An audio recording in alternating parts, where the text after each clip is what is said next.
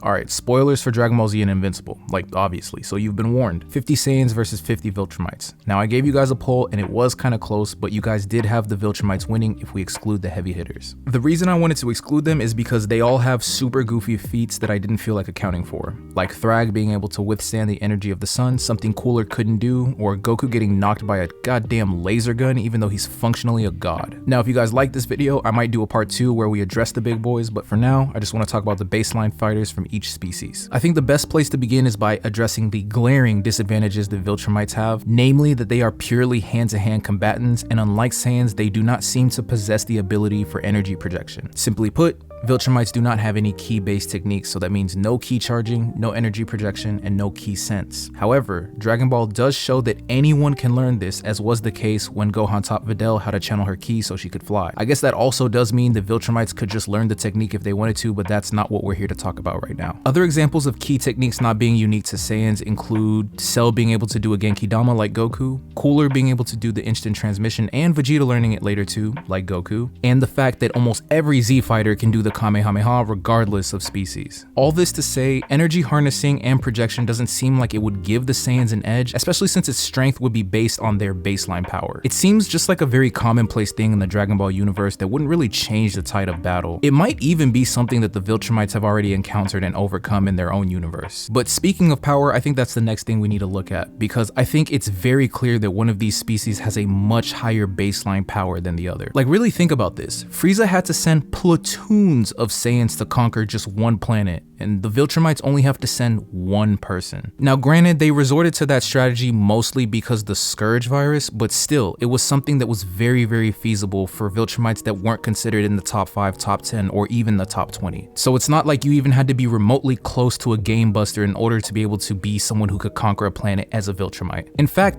the only person on record who ever failed to conquer a planet as a Viltrumite was Nolan, and that's literally just because he peaced out. And that's way different from the Saiyans, who were routinely pushed back during their conquest and would often call for reinforcements. Now, if we assume that the baselines for all other species and planets are similar across the Dragon Ball universe and the Invincible universe, this would mean that the might of just one Viltrumite is enough to conquer a planet, but one Saiyan alone could not accomplish the same feat feasibly. But where the Viltrumites really start to set themselves apart is at the purely physical level. They are functionally